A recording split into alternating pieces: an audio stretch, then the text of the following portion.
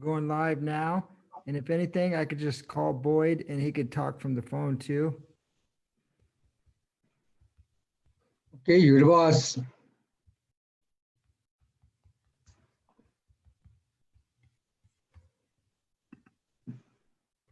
Okay.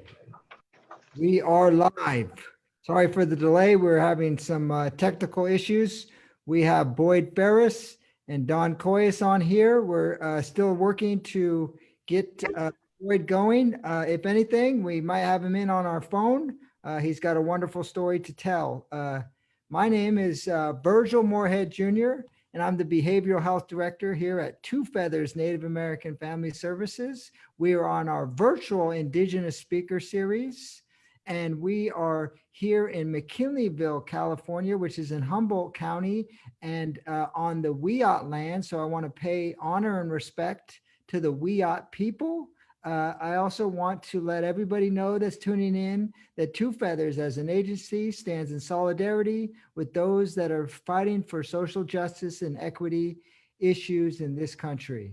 And so with that, I'm going to introduce Dawn and then Boyd. And so a little bit about Dawn. I'm going to share my screen and so I can show a little bit about his organization. It is the right here. One second.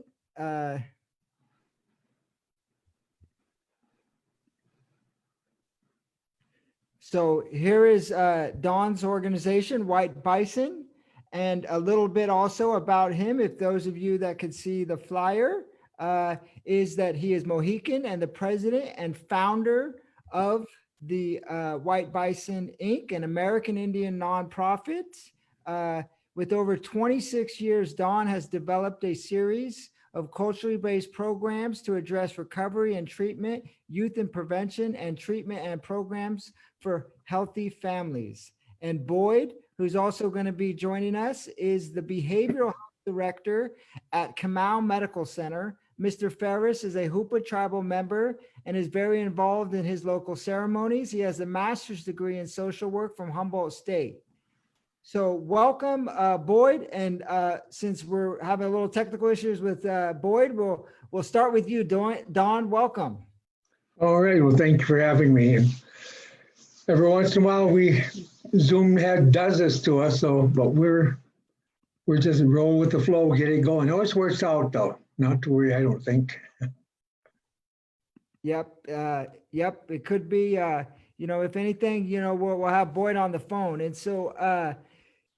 I wanted to ask you the first question of like during these times of the pandemic, we'll get into a little bit of your work and your more and your story. We would like to, but what have you been doing during the pandemic and working on during these times? Yeah.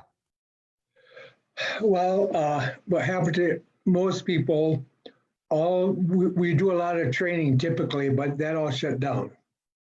So we had no input going out.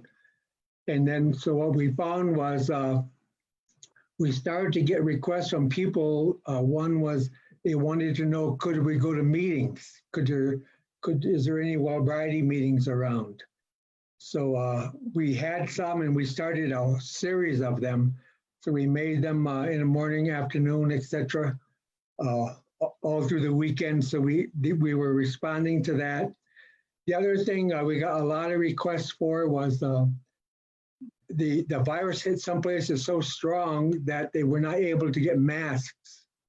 And so they contacted us, and somehow over the years, we were very good at keeping track of people that we contacted with. So we have a database of about 175,000 people. So we put the word out that a certain community was looking for masks. They was really desperate for them. Our communities are so cool, but so they started forming clubs and groups and sewing bees, and they would make masks. And I know with we got the request first from the Navajos. Within a very short time, we were able to send over 25,000 masks. Up there, and then we worked with. They have a bikers group between the Hopis and the Navajos. So that biker group, I think they got about 100 different bikers. They started distributing them to the elders. You know, it was kind of a real Indian organization that worked very, very well. So we'd mail them in, they would sort them out and redistribute them. So our idea was, that was the request that people were coming in for help. So we've always tried to respond, you know, that was the immediate ones. We were able to do that.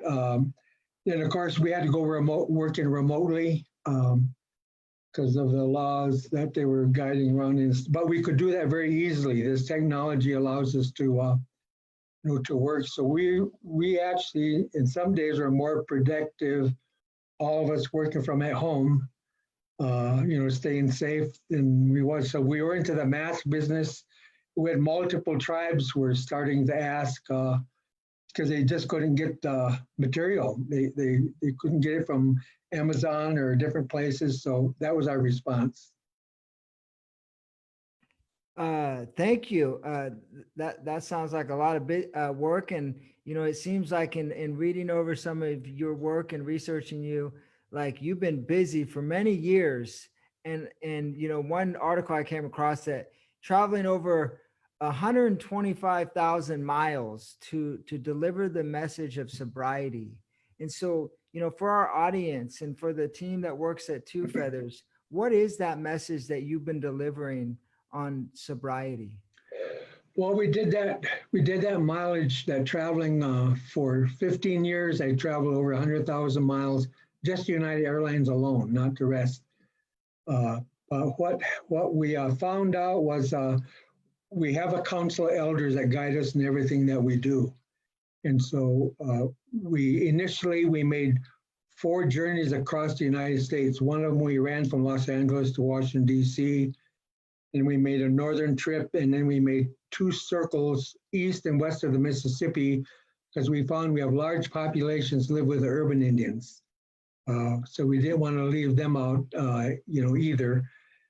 So what the message that we carried was, we had met with a group of 40 elders who told us about the prophecy, and that the prophecies were coming true. And as they described those, this really was true. They were really things that was told over a lot of years was really happening, going on. And next, what we started to talk about, that there was awakening taking place, a movement was forming, a healing time was coming on. And then we started looking at adding a culture to healing programs. So we took, for example, AA's 12 steps, we put them in a circle. And so when we started to talk that way, people would show up. When we started the first stop we went to, I think there was about maybe 17 people showed up. By the time we were finished, the word started to get going. But one of the main attraction was by then we had been instructed by the elders to build this hoop of 100 eagle feathers, a ceremonial hoop. And that process from when they told us till when he was ready to go out to the community, it took 8 years. We had to do a certain ceremonies and stuff with it. So in the hoop, they put in 4 powers. One, they said, in order for us to heal, one of the things would need to happen is we have to forgive the unforgivable. The second one, they said, we would have to have unity. We would have to work together, not separate. The third was, they said, when we built the hoop, it was built by the White Buffalo Calf in Janesville, Wisconsin. So we bought elders from, traditional elders from Africa, from Tibet, from Finland, and from our own nations here. So we had the traditional people from the red, yellow, black, and white. So they put these powers in this hoop. They said it would be like a radio tower. It would just constantly broadcast, just pulse it out. So they put in the powers of forgiveness, the powers of unity, the powers of healing. That when you stepped up by that hoop and you touched it, that you all of a sudden you'd have this feeling inside like you had to heal yourself. And then the last one was hope. That power of bringing hope to hopeless is very powerful, because out of that, movement starts. And so that's what we did. We took the hoop and instead of, we took it right to the communities over a 4-year period. And that's what we talked about the Sobriety movement was taking place, where we could show that we had a cultural activity. Then what we would do is we would go back into that community, and we believed that you could train community members to train themselves, that they had that power to do that. And so by then we had made a video series with workbooks and things. So we would train facilitators who could run groups in that community, and then would start doing their own groups is how it worked out. Thank you, Don. And I wanted to bring in Boyd onto this conversation because, I know he's doing a lot of work in his own community, which is the Hoopa community up here in Humboldt. And so welcome, Boyd. Can you hear me? Good afternoon. Can you hear me? Yes, we can hear you. Awesome. So I just wanted to invite you to talk a little bit about your story and your story around wellness and sobriety to add to this conversation along with Don and myself. First of all, thank you for having me. I want to say hi to Don. Hello, Virgil. My name is Boyd Ferris. I'm from the Hoopa Valley Indian Reservation and born and raised here, 49 years old. I've lived and worked in my community pretty much all my life. Went away to school for a couple of years out to the coast, and then returned home. But my story in this field started with my own sobriety, with going away and going to a program down at the Friendship House, and I was introduced to the Native American matrix model and healing forest, and really kind of having some support around myself. So kind of got back on track, so to say, with my own life, and I was really inspired by the people that were helping me to figure things out and work on putting substance abuse behind me. So that inspired me. I remember sitting on the other side of the table when I was doing my intake with the intake counselor there, and remembering, an early withdrawal, and within that first week that, I wish I was on the other side of that desk, that table. So, that was back in 2007, and I completed the program down there, 9 months of the program, and then I returned home. And when I came home to my supporting family and friends. And I remember being scared, and I remember thinking that I remember wondering how I was going to do it, how I was going to set boundaries, and how I was going to, live amongst my community and do it in a good way. And so it was with a bunch of different circles, AA, NA. One of the biggest things I came home to was a group of recovering men that kind of took me under their wing and invited me into the Neethi Sweat Lodge that we borrowed and utilized here. And they gave me a fire commitment, and so I started building fire and stayed close to those men, and they took me around and mentored me and guided me and helped me get connected and in some respects return to ceremony. And I say in some respects because early on I didn't have that full connection. So when I came home, I was connected to those men and to sweat and to learning to how to maintain that. So it started leading me back into different ceremonies. The coming of age ceremony for my daughters was a couple of the first ceremonies that I really got involved in. The brush dance, and then the high dance, the deerskin and jump dance, and boat dance. So being connected to all those and coming home and utilizing that is kind of my story. So it helped me to want to help others not have to live lived that, the life of addiction. Thank you, Boyd. Yeah, and so one of the things that's coming up as Boyd talks, and I know you talk about, Don, is you say, my Wellbriety date, and talking about Wellbriety and how it's sobriety and some other things. And so I was wondering if you could talk a little bit more about what you mean by Wellbriety and to be well and walk that red road. Because here at Two Feathers, we do a lot of work with youth. We do a lot of work with, Native and American families and youth. And I just wondering if you could talk a little bit about that in your work. Well, once, we didn't have like a big master plan. Things started to unfold, and then we would meet with the elders and they would give us kind of the next thing that we're supposed to do. And one of them, they said that this thing was catching on. And they said, you're going to have to give it a name. And so we said, well, we'll call it a sobriety movement. And they said, no, that's not they said, that's not the word you want to have. They said, because the way they kind of used the Indian humor, but what they said was, let's say that you're drinking and you're a real jerk, and then something would happen, you just quit. All you would do is quit drinking. Now you're sober, but you didn't change you, so you're still a jerk. So they said, that's not what to name it.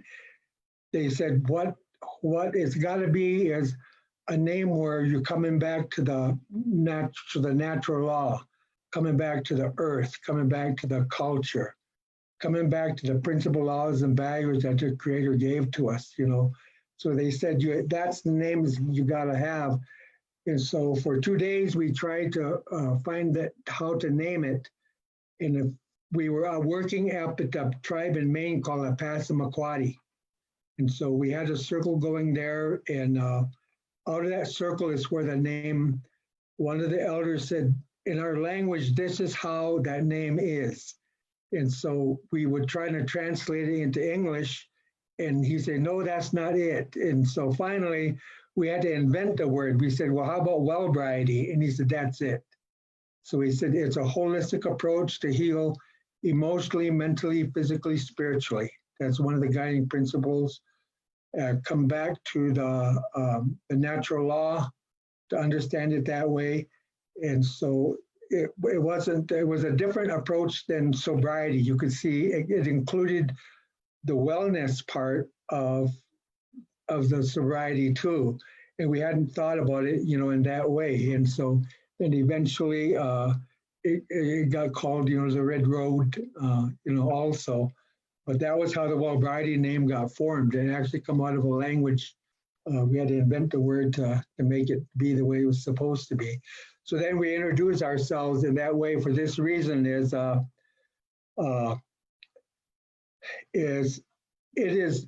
there's something in a human being that when you call yourself something, then that's the way you are until you change its name.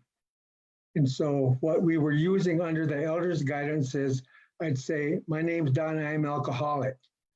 And so, hi, Don, everybody would say it like that. But then what happened, they said it progresses. So then what we did next, we'd say, my name is Don and I'm in recovery. So that changes that picture in your mind of what's going on with you. And then eventually when we got to the Wellbriety movement, then we'd say, oh, my name's Don, I'm in Wellbriety, which now means I've entered this place of wholeness, of wellness, of culture, that whole place. And it does something inside. I think for this reason is the elders, they told us that inside of every human being is an innate knowledge of your own well-being. Just like the salmon has a blueprint of everything is supposed to be a happy salmon, we have a blueprint inside of ourselves. And so what we found out when we started to call that Wellbriety, it like woke up a spirit, woke up this whole knowledge base that we've been carrying around instead of just saying, I'm an alcoholic, I'm an alcoholic, I'm an alcoholic, So now we're saying I'm in Wellbriety, and it just has a different reaction with people. It feels good to say it. You don't whisper, well, I'm an alcoholic. You go, I am in Wellbriety, It's just like a proud name, to to say it that way. To follow up, there's the well-briety, and the second part of that is the movement.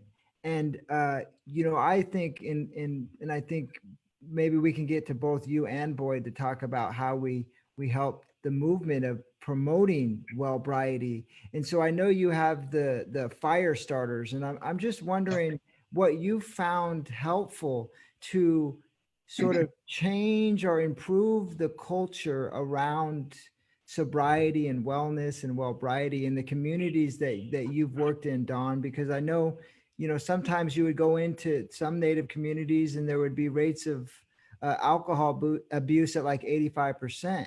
And so I'm wondering like how you've been able to create this movement that has grown so much over the years. Uh-huh. Well, one, I think that in the way that I understand it is the elders, they said this. They said there's a natural law runs everything. And when something goes out of harmony, the natural law is designed to always have balance and harmony. So if something goes out of harmony, it will only allow it so long, then it kicks in the natural law to correct for the mistake, to bring it back on how it's supposed to be. And he said, what happened to us as Native people is over a period of time, there was a genocide going on. And there was the boarding school, and there was the sexual abuse that went on with that, and the taking of the land, and can't speak your language and the culture. And they said, like a teeter-totter, all of a sudden we went way out of harmony. And so what they told us was a time would come when the prophecies would be fulfilled. So for a quick example, they said, we asked them, how do we know that this is a healing time coming? So they said one of the things how we know, this one tribe, they said, the healing time is here right after the eagle lands on the moon. So in that tribe, they're always looking at the moon, waiting for an eagle to land there.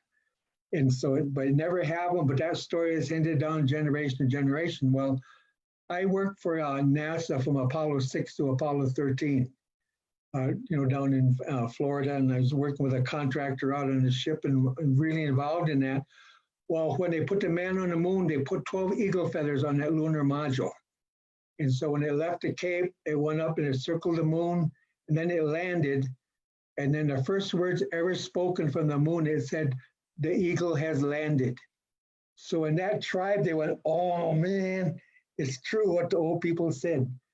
So when we met with the elders and they started to tell us what was going on in their communities, and other people told us other things. They said a spider would build a web around the earth. Then they said a woman would come forward, she'd speak on that web, and all nations would hear her voice. Which, when we got through what that meant, was it meant the internet.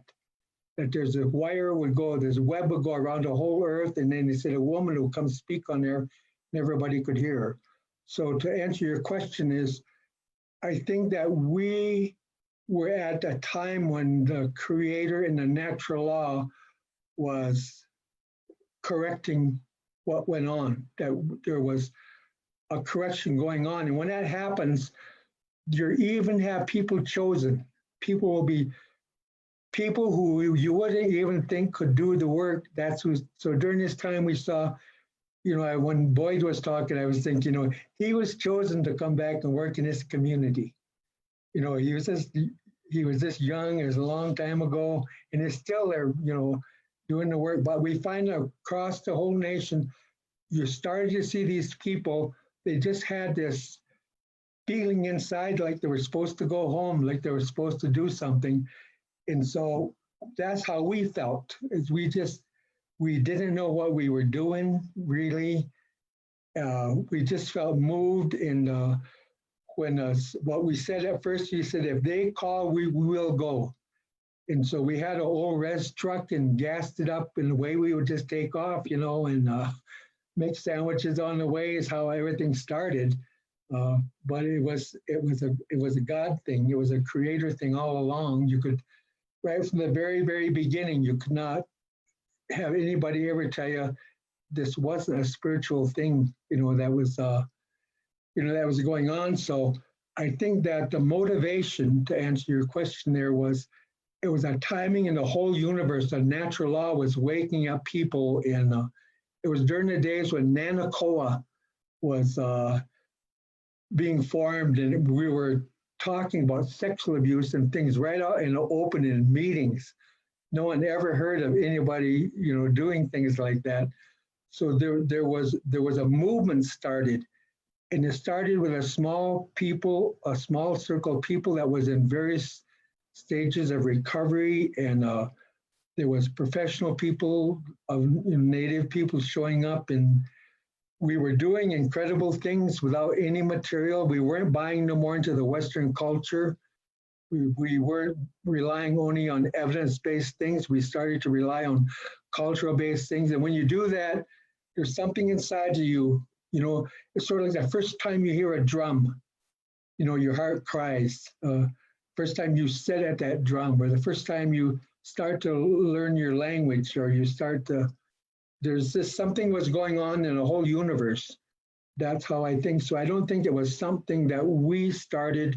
It was something that we were a part of, something the Creator was doing to what our whole Turtle Island is, what I think was going on. Thank you, Don. And I wanted to throw that question out to you, Boyd, in your work up in the Hoopa Valley, and I know that you guys have made some progress, such as a sober house. And so what do you see as worked or inspired the community to take sobriety and well-briety more seriously as a community? Well, I guess right before I get into answer that, I did want to touch on something that Don had said. Okay. And it was just kind of, about how you view yourself and how you announce yourself. And I remember sitting in those chairs. They used to bring meetings into the Friendship House down there and have a community meeting on one night a week. And that was a gentleman that came in there, and he talked about that. And he said, I think people were identifying and announcing themselves as I'm an addict, I'm an alcoholic, and this certain fella, he would come in and he would say, I'm a recovering addict, I'm a recovering alcoholic. Mm-hmm. So definitely relate to what Don said there. And I see that a lot of times when people come home, they still haven't forgiven themselves, and they still view themselves as that person that was stuck and did things that they wouldn't normally do under any other circumstance than addiction. Maybe steal, take from their family members, and so later on in recovery they're still kind of viewing themselves like that. And so we always talk about you have to, at some point, you have to forgive yourself for that.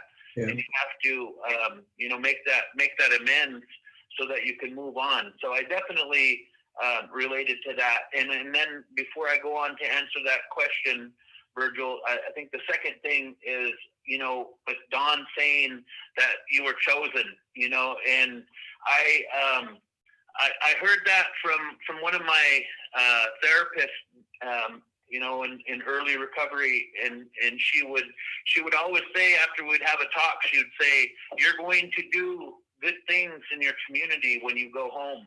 And at the time I didn't believe it. And, I sometimes I still don't believe it, but she had that's one of those times where people believe in you when you're so beat down that you don't, you've lost that hope. And so, I always talk to people when I'm visiting with people and helping people out and talk about that divine intervention, because it is bigger than, a lot of times I tell people, I said, you might be sitting here in this group because the courts ordered you, or you have a probation order, or child welfare services is telling you if you don't do it, you're going to lose your kids, or you're not going to be reunified with your kids. But I truly believe, like what Don was saying, that it's way bigger than that, and I always tell people that. I tell them that the reason you're sitting here is because you need to be here, and it's saving your life, and then you're going to turn around and you're going to help save others' lives. So I always share that with people, and I truly believe that it is bigger than whatever it is has us sitting there. So and then going on to answer that question, Virgil, I think for our community, like family members of larger groups, when they go away and they make that change and they come home, I feel and see that people are always looking to see, because people a lot of times make that small change, or they make a change somewhere, and then things go good for a while, and then something happens and they kind of hit a bump and they return back to that, and the guilt and shame takes over, and it keeps people from coming back to the rooms or coming back to the circle. And so I feel that our community and family members, a lot of times they're waiting for that to happen. They don't believe that long sustained change and healing is going to happen a lot of times. So we're working to change that mindset and show people. So in our community, I feel that what has helped people to really buy into it, or to join the movement, is seeing people that are sustaining that change. And you mentioned the transitional living house. For this last 4 years, we've worked on a project. We're in the fourth year of a 3-year grant. We're spending a no-cost extension to kind of utilize the rest of these monies for a Department of Justice grant. But the people who are able to benefit from that transitional living, we definitely we've paired case management with it, ongoing aftercare within substance abuse, getting people connected to their smokehouse. We talk a lot about identity, and I think I had mentioned in the write-up there, it talked about wanting to someday work to create a curriculum that involve our culture and tradition. And so, as identity of who we are as a river people, Hupa, Yurak, Karuk, we're fishermen, we're hunters, we're dance people, we're all those things. And, when we can incorporate that along with a stable living environment and, ongoing groups, so we've for the last 12, 13 years, or maybe a little more, we've had consistent meetings for AA and NA, and we've had ceremonies. Probably one of the biggest things, like getting people connected to that. We've taken people to dances that are part of outpatient, part of sober living, take them to the brush dances, introduce them to the higher dances, and really start to work on that identity. So doing that in a bigger way, and then figuring out a way to do that with our children and our youth on a bigger scale is kind of where we're at now. But I think in wrapping up that question, it's just kind of like allowing people the space and giving them all those things. The biggest thing I want to say in our community as of late is that safe living environment, because a lot of times over the years we've sent people away to treatment, and then they come back home and they kind of return many times to the same environment or living situation that they left. So trying to get more of those transitional living places and environments for them to stabilize and then make that transition back into community has really been a big help. Thanks, Boyd. And so one of the questions I have, Don, for both of you, is I'm been sober for 13 plus years from drugs and alcohol. Congratulations. In one of the sort of initial stages of my recovery, and one of my mentors is Dr. Eduardo Duran, and he's the one that pointed me towards some of your work And he also one time told me, you had talked to him, I think, about, AA and AA, Bill Wilson sort of talking to, or he had mentioned this, some native elders about AA. And so Bill was informed by native elders. And I'm wondering if that's true, but I'm also wondering what your thoughts about AA, conventional AA, NA for Indian country is, because there are many natives that are just do the AANA as is. And so it's sort of a two-part question of what's your understanding of how AA and NA was informed by indigenous traditions, and where do you see it playing in today's times for Indian country? Okay. Well, to answer your first question is, I run into this guy that spoke at the international, Indian guy from LCO with the Ojibwe tribe in Wisconsin. Then he also spoke later on down at a roundup in Cherokee. And this is a story he told, is he said he and some of his friends, they wanted to go to Founders Day.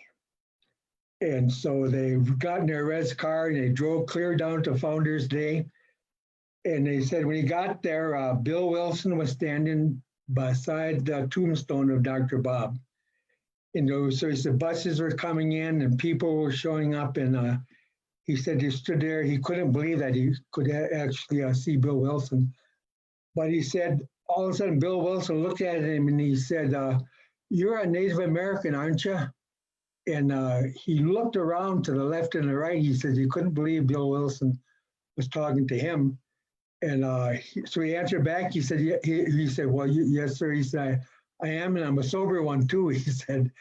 So anyway, Bill Wilson said, "I want you to stay, and I want to tell you something after everybody goes." So he said that whole talk, he couldn't even think of anything because he was going to meet and talk to Bill Wilson in person. So everybody left, buses were all gone, and it was just him, Eugene B., and was standing there by the Dr. Bill's grave. And he said, "This is what I wanted you to know," as he said.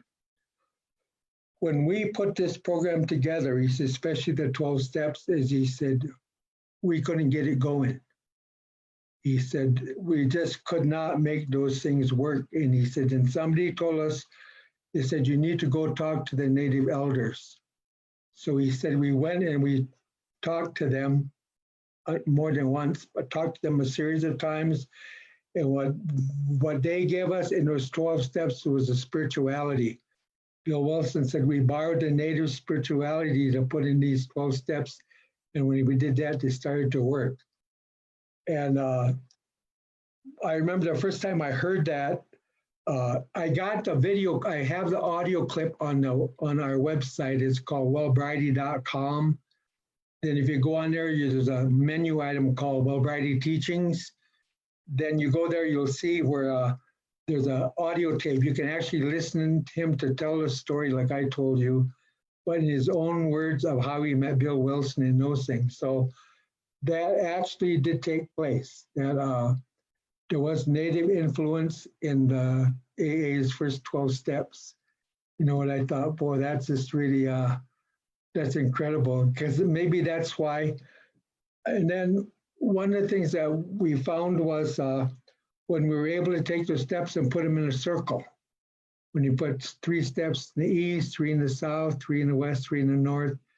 In the east was like a new day, new beginning. And so this is where you found your relationship with your creator. And then in the south, when you did the inventory steps, then that's where you found your relationship with yourself. Then step 7, 8, 9 in the west, when you made your amends, now you got connected back to your relatives again.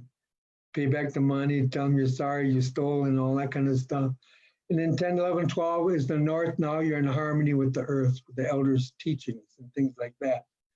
So when we started to do that, people started to respond to, to doing that. So to answer your second part of the question is, I go to AA still. And what I have done is I had a I've had this one native sponsor was really helped me a lot with the 12 steps. And he showed me the ceremonies that goes with each one of them. And so it had a different meaning, you know, than just AA. And then I was, AA has rules. Only alcoholics work with alcoholics, and only men work with men, and only women work with women. And that's the way I was brought into AA. This coming August 10th, I'll be 42 years sober. And so I was brought in the days where everything was really strict. And so when we started, everything was alcohol. That's how it was when we started years ago. So when we had that hoop of 100 eagle feathers, and so we would get a request from a community, could you bring that hoop to us? We want to have a ceremony.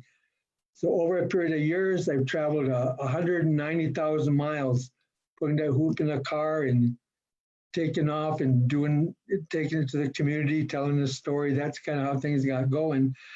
But then what we started to find out is things changed. And boy, you know, when you are taught AA, then when AA, the way that it works in many of the meetings I go to, they say, only talk about your AA, your alcohol problems here. If you got other problems, you got to go to a different meeting. So if you smoke some dope, you can't talk about that. You got to go to the dope meeting. And then for narcotics, you talk about that. And then if you gamble, you got to go to a different meeting, you know. And so, I mean, sometimes you could end up going to 5 meetings just for one night when you went wild, you know, because all the different stuff you did, you know. And so it always confused me because what I found out was eventually I didn't know anybody was just an alcoholic no more. They was alcoholic and they smoked dope and they had co-occurring and they had mental problems and it caused a lot of confusion. So what we did was, and Eduardo helped us a lot. You know, he's just an incredible guy, and you can really, to me, he's like a elder from a long time ago. He's connected to some really crazy stuff, but he gives you such insight. So what we decided was we were not going to, we were going to encourage people to come and say, my name is so-and-so, I'm in recovery or I'm in sobriety. And so we didn't want them to say, and we wanted, you know, the old days, you always included everybody in the camp. You didn't say you can't go because you can't go because you say you come. So we started testing to have an all addictions meeting. And so when people came there, you could have an AA sitting next to our narcotics, sitting next to overeaters, sitting next to Al-Anon. So as you go around that circle, there wasn't just AA. And what we found out is when the Al-Anons would share their experience, the alcoholic went, my God, I didn't know I did that. And then the narcotics, you know, when they started sharing with one another, it was just beautiful when you started to see that circle bring out that hurt that we all had. And so much of that is, you know, tied back to that intergenerational trauma that has been in our communities. You know, we're just now learning to heal from that. So I believe, I hope AA never goes away. I hope narcotics never goes away, but we found out there's another choice that you can come to. This is called an all addictions meeting. And when you come there, so we did our first all addictions conference in Santa Fe. And we had an AA speaker and we had an Al-Anon speaker and we had a narcotics speaker and we had these different, and it was just like this energy of release, having that you didn't have to say, well, my name is, you didn't have to hide that you smoked dope if you don't want to, or you gambled, or, you know, whatever it was that you might have done. You just say it. If you had all these things you did one night, this is a meeting, you just say, this is what happened. So I think that as our communities evolve, because our communities now, we had not just have alcohol, but then meth came in, and then heroin came in, and then prescription drugs came in. And it's in our communities. And so you used to have like there's an organization called NACOA, National Association for Children of Alcoholics. I'm on their board. I'm not on it anymore, but for a long time. But they changed their name now from Children of Alcoholics to Children of Addiction. They don't say these are children of alcoholics. They say, and so it changes how you work things when you are children of alcohol or of addictions, because you got children of meth and heroin and so so it's like Alateen don't work very good anymore. You gotta have something where the youth can come and talk, it's changed. And I think one thing that there's one thing about our Native communities, we know a lot about addictions. We're not rookies at this. We've been trying to get sober for a long darn time. And when we started to discover that the Western way isn't the only way, evidence-based is good, but sometimes you got cultural-based. Our medicines is strong, our culture is good. I watch, people in recovery, when you see them, they go to the sweat and maybe Sundance and go to meetings. They really clean up a lot. They clean up very, very, very, very good. So I'm not against AA. I think it's a God-given program. How one of my sponsors explained it to me is he said, that program was written by two middle-class white guys. And he said, God told him what to write, and they wrote that big book on it. So eventually, what we had to do is we wrote a book similar. It's called A Red Road to Sobriety book, but it's got Bill's story, but it's got Bill Iron Moccason's story. It's a story of how he found recovery. And then instead of doing like the doctor's opinion, we did the elder's opinion. And so that chapter to be agnostic, when we took that to the elders, they said, you'll never find an agnostic Indian. They said, don't put that in there. That's how white guys think. That's agnostic. They said, you'll find out we're mad at God, or we'll play I'm not talking to him or whatever. But they said, it's built in our DNA that we know that there's a creator. And so I'm not against AA or NA. I hope when you can go there, that's a good thing to go to. But I like it seems we have a good turnout when it's inclusion, when everybody is welcome. We don't care, and to say it how you want to say it. We don't have people coming in those meetings and saying I'm an alcoholic. They say I'm in recovery, or and so you don't know who's what, because they're all saying I'm in recovery or I'm in sobriety, and that seems to be the way that where we're going next. We're not. I think that sometimes the dominant culture they have like territory thinking or something. They think it don't work for us, because we have a lot of different enemies that have come to our camp. From meth to it's interlaced to gangs to prescription drugs and all that. So we got to adjust like we always have done. That's how we survive. So that's my take on what you said. Thank you. Well said. I'm wondering if Boyd, if you had any thoughts about what Don had just eloquently and beautifully said, or anything you have your thoughts about NA and AA as it fits currently in our indigenous Indian country.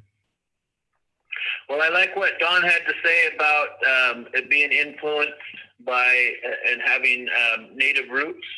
I'd heard that before, and I truly believe that as well. I feel that the steps help a person get a deeper cleaning, and I know for myself, I too participate in our AA and NA meetings. I know for about the last 8 or 9 years, our Following Traditions group here, we actually have a home group up here in Hoopa. It runs meetings on Mondays and Fridays, 6 to 7. And we've been meeting for a while now.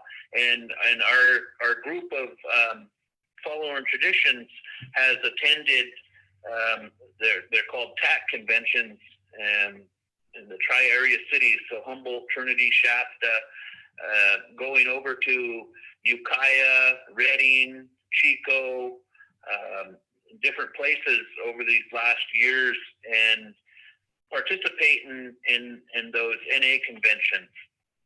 And a lot of times hearing, from early on that a lot of the people that speak at these conventions, the main, each night there will be usually a 3-day conference, but each night there's a period in the convention where there's a speaker, and then you have it all kind of ends with like the main speaker, and they share their experience, strength, and hope. And what I have heard over the years, and it's always kind of resonated and it's always stuck with me, is the secret to long-term sobriety is working those steps. And like Don said, kind of finding yourself again, making those amends, reestablishing that connection, and then continuing to move forward, all those areas, because I feel a lot of times what trips us up in the world of addiction is, leaving things unresolved and coming home and having those things we stress, in our valley or in this community, really working hard to get a person through 1 year, giving them a lot of support through that whole year, because there's a lot of anniversaries, that happen during there. There's a lot of holidays. I remember thinking about the life without using, and a lot of times, Christmas, Thanksgiving, all those holidays, birthdays, anniversaries, or times of having loss, grief. So a lot of things happen in a year, and a lot of times we really stress to try and really offer that support if a person's open to it, and give them that support to get them through that year, so that a person can, experience life on life's terms through that whole year. So the anniversary of or a period where you have a loss, a certain time of the year, getting through all those holidays, without picking up and using. So really helping people do that. And one way we do it here is, we definitely rely on our circles for NA and AA. I think when we first started, we had 1 or 2 meetings a week. And now with, here we are, I as well, right, 13. I just celebrated 13 years of recovery on June 29th of this year. So the one thing that has really helped with that is Monday and Friday, we have our men's sweats on Wednesday. There's a AA meeting in Willow Creek, which is about 15 minutes from here on Thursdays. There's a meeting also in Cellular, which is about 20 minutes from here on Tuesdays. And then there's meetings on the weekend in Willow Creek as well. So within our community, there's more meetings for people to attend and utilize that support from other people that have the same type of goals. And so I agree. It definitely, NA and AA are a part of my recovery and many others here that sustain that life change. Thanks, Boyd. Well said. I see we're about at 1:05. I'm wondering, Don, if you could take one more question. Sure. You can take one more too, Boyd? Sure can. Okay.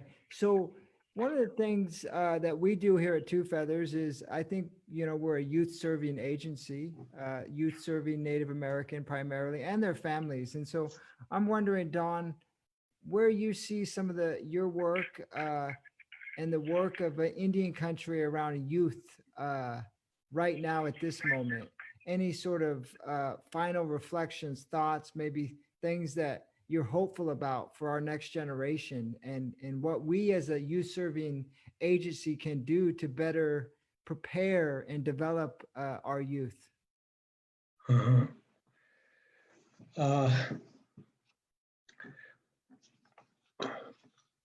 One of the things that we have observed is the more that we have seen over the years.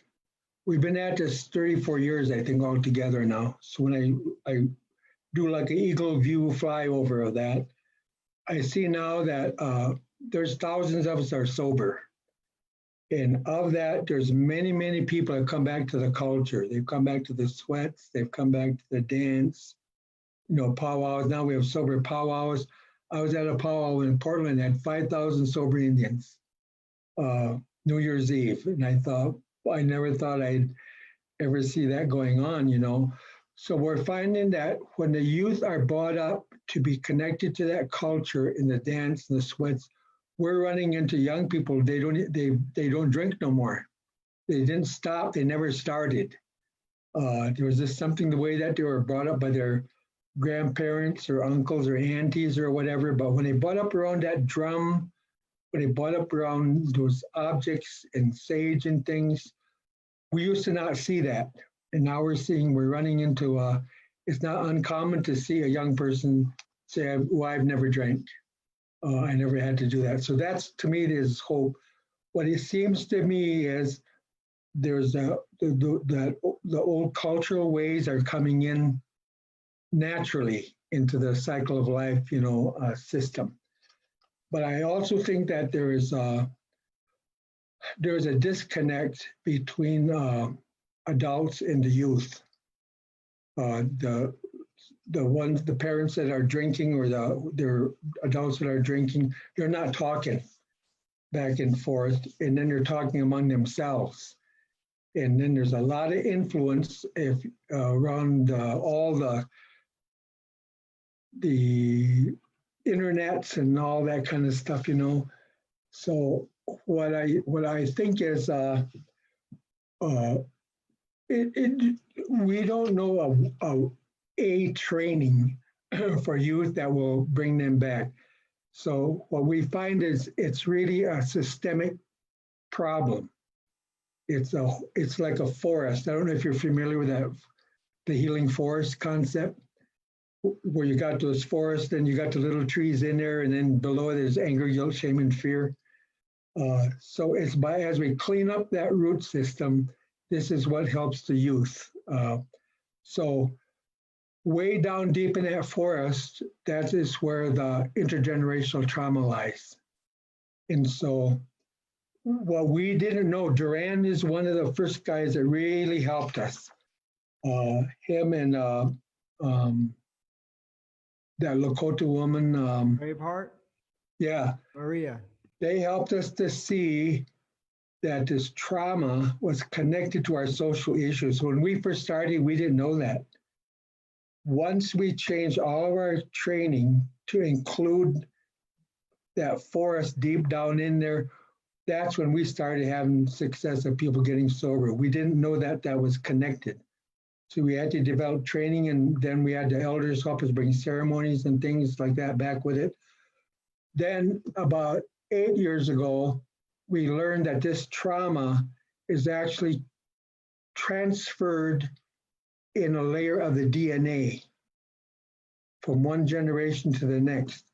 So we now know that some of the youth, they are carrying that trauma of their grandpa and grandmas, that it wasn't healed, and they don't know it.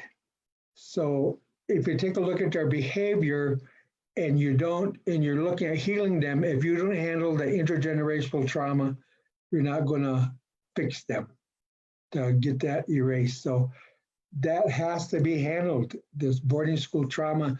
And it's very difficult to get grants around it because it didn't happen to the white people, it happened to us.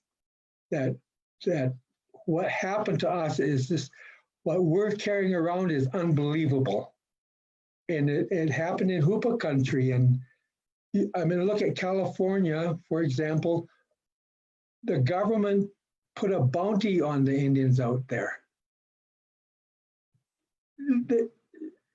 You can't, this did happen. I found articles in the first year of the bounty, they paid out $12 million.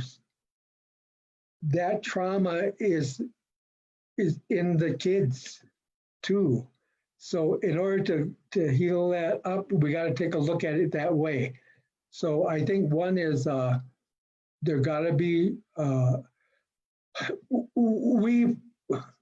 when we started, I'm going to make this short, but when we started, we brought together 40 elders throughout the United States because we didn't know what to do.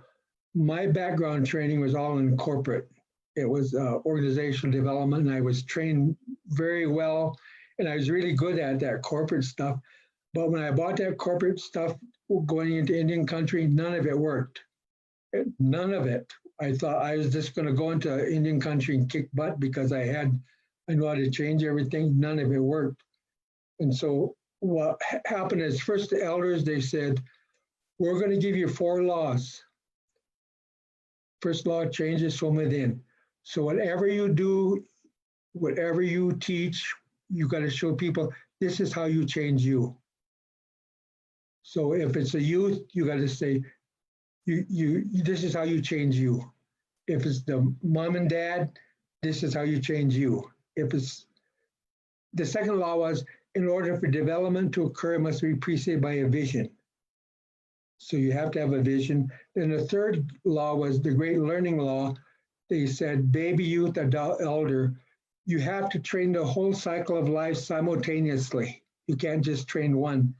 When we started, we would just do like a youth training, and then it would just fizzle out afterwards. So what we eventually found out, when we go to a community, we do 7 trainings simultaneously. Not just one, but we might put 60 to 125 people through, depending upon the size of the community. We train all 7 trainings simultaneously. We train medicine wheel 12 steps for men, 1 for women. We have daughters of traditions, sons of traditions.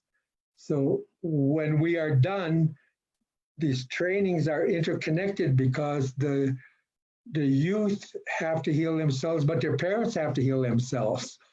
You know, the community has to heal themselves. So the elders helped us to change that. And so they gave us these laws. Now, once we got that going, then they said, okay, we're going to give you some more. So now this is what we learned is the cycle of which we initially started doing community development, and they said you can't change a community. So they said in the East is the youth, in the South is the family, in the West is the community, and in the North is the nation or the leadership. So they said in order for that to happen, the youth needs to start to change themselves, the family has to change. So we had to put together family training, and the community needs to know you can't jump around, you got to go in that order. And so that's what we did. So we developed youth training. This is how do you change you? So we made a medicine wheel, 12 steps for youth. So we have 1 for boys, 1 for girls. It was recorded in Montana youth prison, Indian youth prison, and 1 for the girls.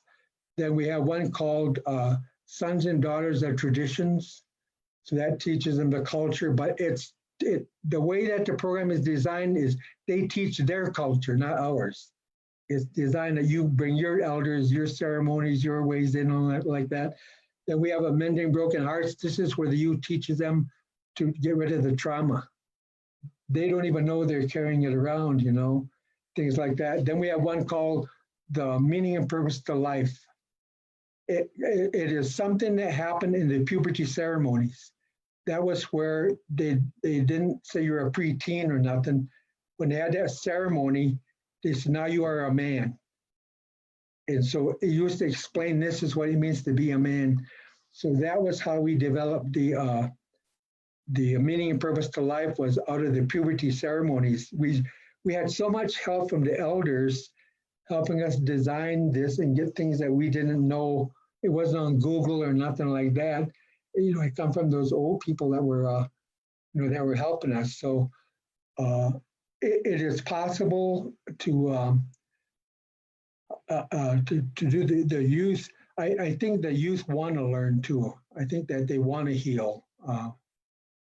They're scared of a lot of things that's going on, and I just think that one of the things we found about communities, beyond all shadow of a doubt, is they know what's broke and they know how to fix it. That knowledge is not on Google. The knowledge is inside the community members. This youth problem, they will know what's broke and they're going to know how to fix it. But it takes that commitment. I think it takes, to get things going, it takes a community vision process. Having the youth come, the family come, have everybody there saying, we need to make a tribal vision, need to make a community vision. Then when you have that, they work together with your community. So you teach them how to do it, but the community at home, they have to be able to continue what you've taught them. They can't go back to the old place. So you know what I'm saying? It's connected. If the community doesn't carry it on, you're not going to be successful. You got to have that healing force part in the community for it to work. Yeah, and I know one of the things that you're proud of is all of yours grandchildren are sober, right? Yes, 20 of them. Yeah.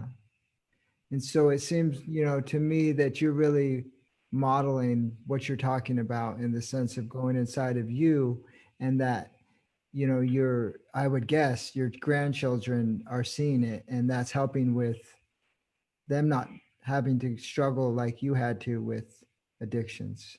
It took years, and my oldest boy just turned 54 the other day, and he still will talk about Alateen.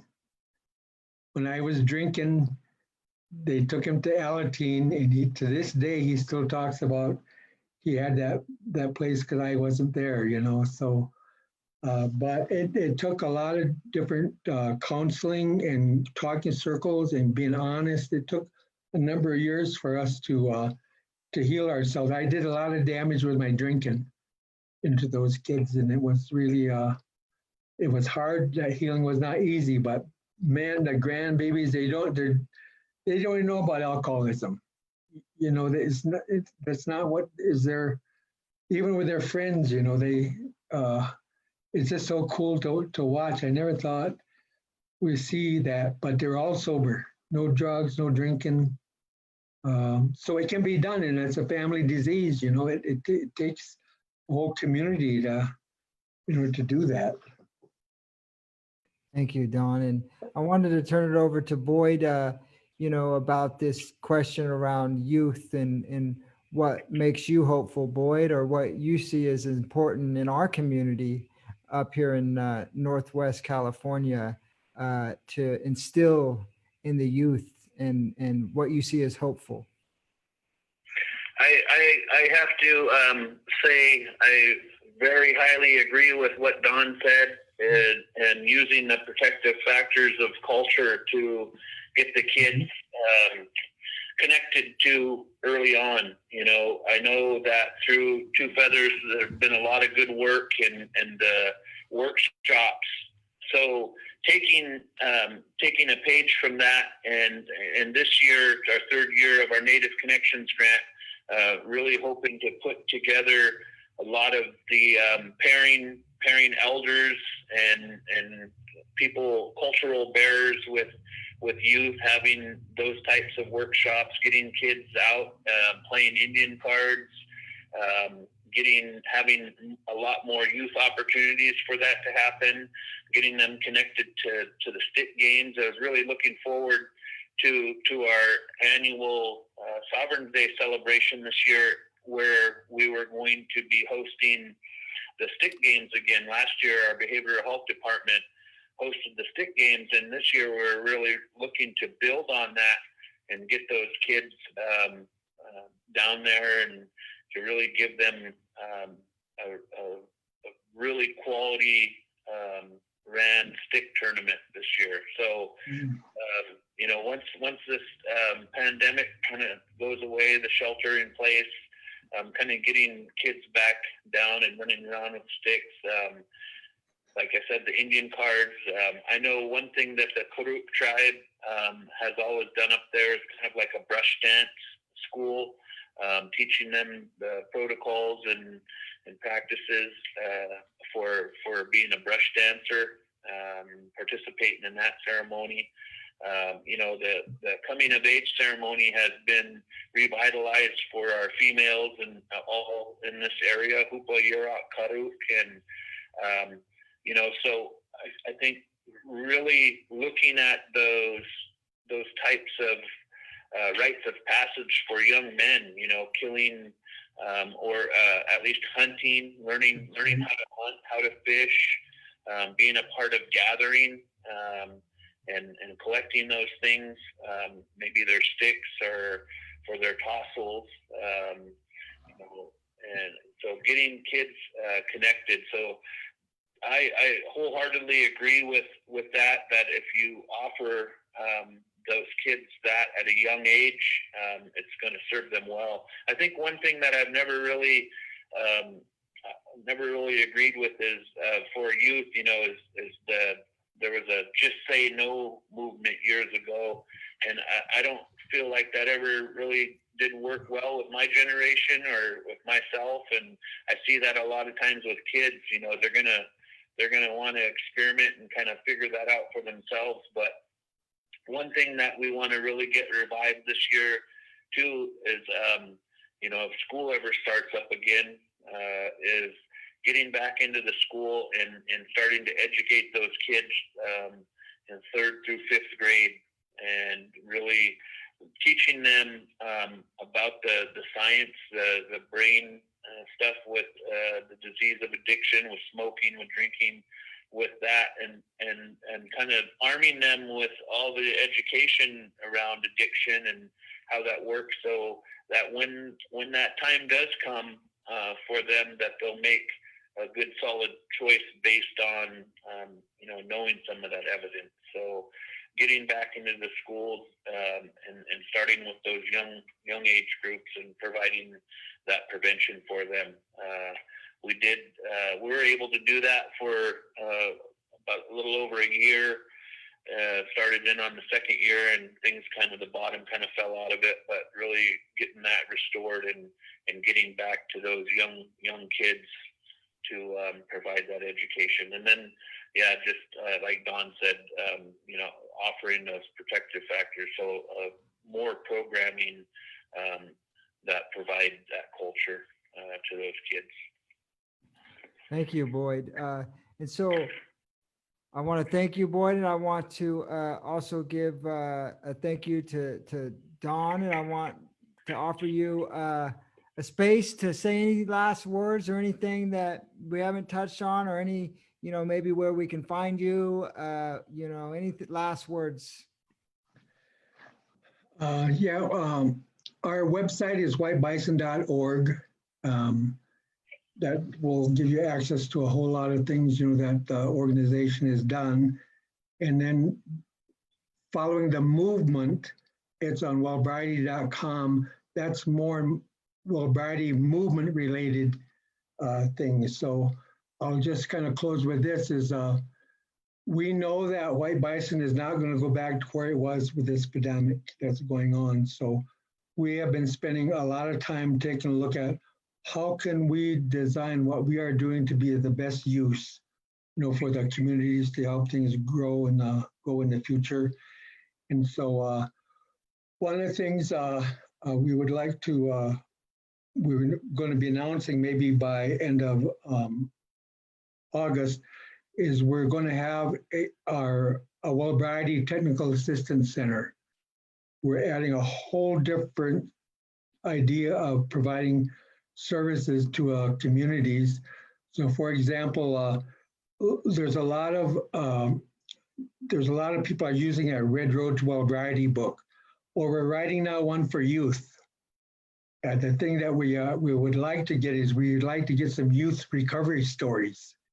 Because we like to have about 20 stories in the back of our book. So people who, this is my experience, strength, and hope. So if you know of anybody that would be willing to, a young person to write their recovery story, so maybe around 2,000 words, or some, youth might have a little bit less or whatever, that would be really good, because the book, once it goes, it'll go national. And I think the thing I would close with is this pandemic, when it has devastated our communities. It stopped everything from jobs to stay at home to, it's altered everybody's life. So we were thinking, how do we help things get going again? And I think one of the things, there's a program written by this Native woman. It's called the Community Readiness Model. And what it does is you can talk to about 6 to 8 people informed community. It'd be like a Gallup poll, or you can go in and you get vote 200, and then you kind of get an idea of what most of the community wants. Well, the Community Readiness Model, you can talk to like 6 to 8 people informed. And out of that, there's design questions that you can give the state of readiness of the community to heal on a scale of 1 to 10. And this is an evidence-based program approved by the government. So funding, people love to know that you have done a community readiness model. And so we are preparing ourselves to be able to provide that services for the communities that want, because I think leadership is scared. I mean, what are you going to do? We're all scared, but this dang virus, and we even now, like, we have a Zoom that we're teaching anticipatory grief.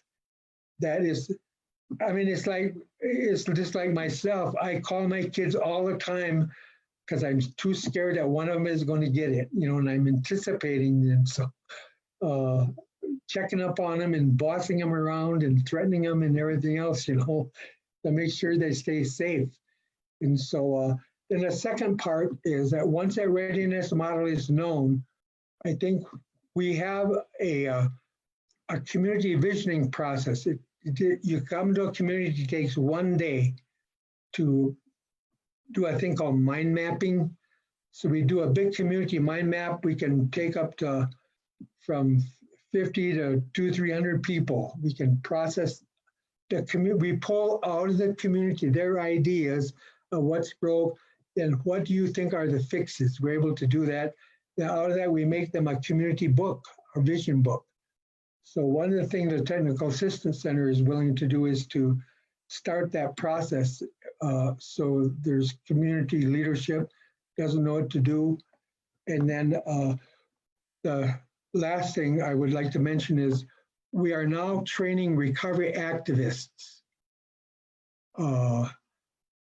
Our communities sometimes are sleeping. We got so used to this junk being with us for so long that we think that nothing can be done. We got to wait till the leadership changes. There's got to be a re-election. There's no way we can do it. There's no funding. We can't do it. Community activists, we train them to help wake up spirits. Well, you don't buy into all the BS that are blockages that we just assume we're agreeing with. It's like we're our own worst enemy. So we're creating activists that will help wake up the community spirit. And there's people in the community that's in recovery, they're ready to be activists too. And I'm not talking about AIM activists. they got their own. There's other people, Black Lives Matter, they're activists. This is activists around recovery. So this means things like, why shouldn't a community start measuring how many people in a community is sober, including kids? Why can't you go to school 3rd grade and say, okay, we're doing a survey. How many of you guys are sober? Raise your hands. You raise their hands, you count them as being sober to create a sobriety movement in the community. And then we're also going to be challenging leadership to get sober. If you're going to be leading us, lead us sober. And it'll get a little controversial for us, with some people. We think that it will make a big difference when you are looking in whatever your leadership is, all the junk that we have with our leadership. It goes on as we say, you can say our leadership is sober. That's what we can, we can say there. So that's kind of my last parting thoughts would be do the community readiness model. That can be done over the phone. It doesn't have to be done on site, and to get a vision process going and activism going. Thank you, Don. That was very inspiring. It gave me chills just thinking about the recovering activists and waking up spirits. And especially it's important, well, it has been, but during these times, to stand up, straighten your back, and continue to fight the good fight. And that good fight is being well, is being That's right. is thinking about more than just yourself. And I think you're an activist. I'm trying to be. But Whoa. I think to answer to comment on what you said is I think the same way around counselors and therapists and social workers, that we have to be more activist. That's right, you do. Me as a licensed psychologist has to take a stand, has to be more of an activist for our people, because these institutions, these models aren't set up for our community. That's right. Of course, we have to push back and be activists in our thinking, in our actions. Yep. And I see Mr. Boyd Ferris as a colleague in that journey with me. And so I want to thank you again, Boyd. Thank you, Virgil. Thank you, Don. And I want to thank everybody for tuning in. We'll post the links to Don's website that he helps to work with some of his family and others, as well as what he's mentioned on our Facebook page. We'll get to the questions and comments, but I want to thank everybody for tuning in, and have a good rest of your Friday and a great weekend. Thank you. All right. All right. See you.